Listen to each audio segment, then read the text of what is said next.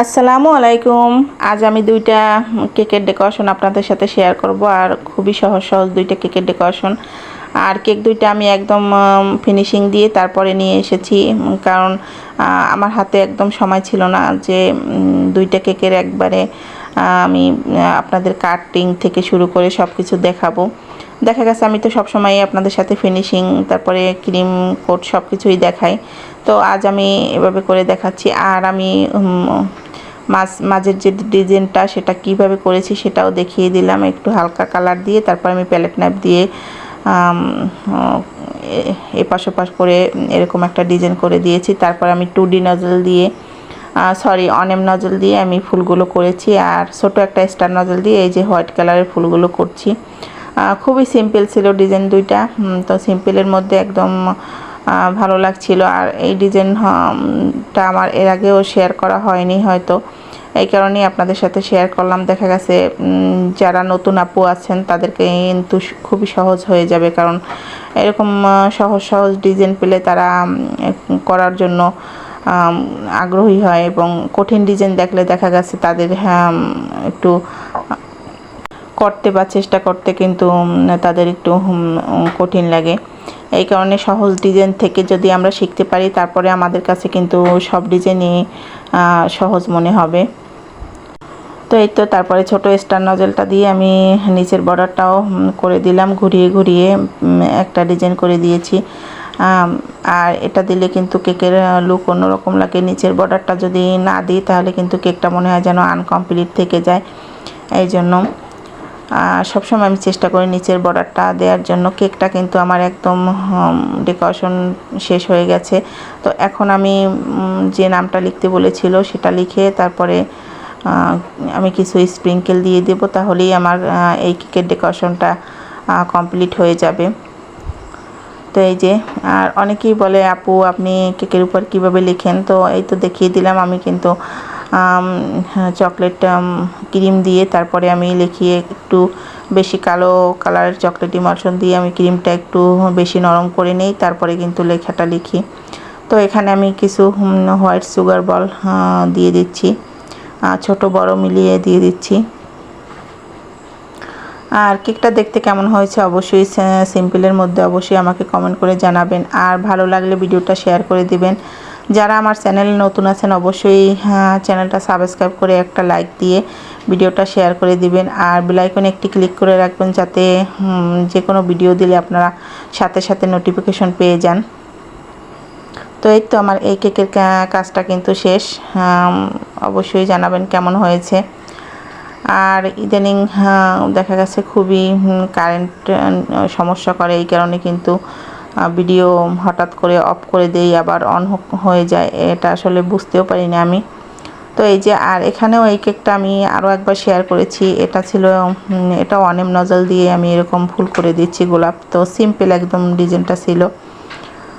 তো এই যে ঘুরিয়ে ঘুরিয়ে ফুলগুলো করে দিয়েছি, আর এই মুহূর্তে ক্যামেরাটা অফ ছিল, আমি আসলে দেখতেও পারিনি। তো এরকম করে তারপর ছোট ছোট স্টার দিয়ে আমি দিয়ে দিচ্ছি যাতে ফাঁকা জায়গাগুলো ভরাট হয়ে যায়। তো এই কেকটাও কিন্তু করার পরে অনেক ভালো লাগছিল। আপনাদের কাছে কেমন লেগেছে অবশ্যই আমাকে কমেন্ট করে জানাবেন।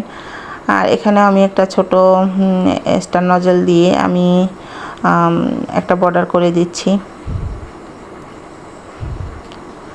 আর কেকের বর্ডার আপনি ছোট ছোট নজলগুলো দিয়ে কিন্তু সুন্দর করে করতে পারবেন, আর যে কোনো ডিজাইন হাতটা ঘুরিয়ে ঘুরিয়ে আপনি যে কোনো ডিজাইন করলেই কিন্তু হয়ে যায়। আর তারপরে আমি মাছ থেকেও পিঙ্ক কালার ক্রিম দিয়ে তারপরে আমি কিছু ফুল করে দিচ্ছি। আর এখানে আমি হালকা ইয়েলো কালার ক্রিম নিয়েছি, আর সামান্য একটু রেড কালার দিয়ে এইরকম একটা পিঙ্ক কালার করে নিয়েছি। অল্প অল্প কালার দিলেই কিন্তু আপনার এই কালারটা এসে যাবে, বেবি পিঙ্ক যাকে বলে। তারপরে আমি একটা পাইপিং ব্যাগের সাহায্যে এই পাতাগুলো দিয়ে দিচ্ছি। আর এগুলো কিন্তু আমি এই পাতাগুলো সবসময় আমি পাইপিং ব্যাগ দিয়েই দেওয়ার চেষ্টা করি, কারণ পাইপিং ব্যাগ দিয়ে পাতাগুলো দিলে মনে হয় যেন পাতাটা ভালো লাগে আমার কাছে। এক একটাও কিন্তু আমার কমপ্লিট হয়ে গেছে। এখন আমি নামটা লিখে নিচ্ছি। আর এরকম একদম সিম্পল সিম্পল নতুন নতুন ডিজাইন আপনাদের কাছে কেমন লাগে। আর আপনারা যারা নতুন তারা আমার চ্যানেলে অবশ্যই দেখবেন। আপনাদের জন্যই কিন্তু আমি ভিডিওগুলো শেয়ার করি, কারণ দেখা গেছে নতুন আপুরা কিন্তু অনেক কিছু বুঝতে পারে না। কঠিন ডিজাইনগুলো কিন্তু আপুরা খুব তাড়াতাড়ি আর কি নিতে পারে না। এই কারণে কিন্তু সিম্পল সিম্পল ডিজাইন থেকে যদি আপনারা শিখতে পারেন তাহলে কিন্তু হাত ঠিক হয়ে গেলে আপনি যে কোনো ধরনের ডিজাইনই করতে পারবেন। যে কোনো আমি ডিজাইন যদি প্রথমেই কঠিন করতে চাই তাহলে কিন্তু আমার হাতটা ঠিক হবে না। আমি সহজ থেকে শুরু করে তারপরে আমি যত কঠিনই করি না কেন আস্তে আস্তে কিন্তু আমি সবগুলো ডিজাইনই করতে পারবো। তো আমার ক্ষেত্রেও কিন্তু এমনই ছিল। আমি খুব একটা কঠিন ডিজাইন দেখলে আমি ভাবতাম আমি তো এগুলো করতেই পারবো না। তো আস্তে আস্তে দেখা গেছে আমি মোটামুটি কিন্তু অনেক ডিজাইনই এখন করতে পারি, যেটা আমি আগে কখনো সাহস করতাম না। তো এই তো তারপরে আমি এখানে কিছু বেগুনি কালারের বাটারফ্লাই দিয়ে দিচ্ছি। আর আজকের কেক দুইটা কেমন লেগেছে অবশ্যই জানাবেন সিম্পলের মধ্যে। আর দুইটা কেকই কিন্তু খুব সুন্দর লাগছিল। আর এই কেক দুইটা একটা আপুরই ছিল, দুইটা কেকই। তো যেহেতু একটা আপুরি কেক ছিল তো চিন্তা করলাম একটা ভিডিওর মধ্যেই আপনাদেরকে দুইটা কেকের ডিজাইন দেখিয়ে দিই। আর কেকের ক্রাম পুটিং এগুলো তো সবসময়ই দেখাই, ফিনিশিং সবসময়ই দেখাই। তো আজকে ডিজাইন দুইটা শেয়ার করলাম। কেমন লেগেছে অবশ্যই জানাবেন। ভালো লাগলে আমার পাশে থাকবেন, এভাবেই আমাকে সাপোর্ট করবেন। আর যারা আমাকে এই পর্যন্ত সাপোর্ট করে যাচ্ছেন তাদেরকে অসংখ্য অসংখ্য ধন্যবাদ। সবাই ভালো থাকবেন। আবারও নতুন কোনো ভিডিও নিয়ে হাজির হয়ে যাব। সেই পর্যন্ত সবাই আমার জন্য দোয়া করবেন। আল্লাহ হাফেজ।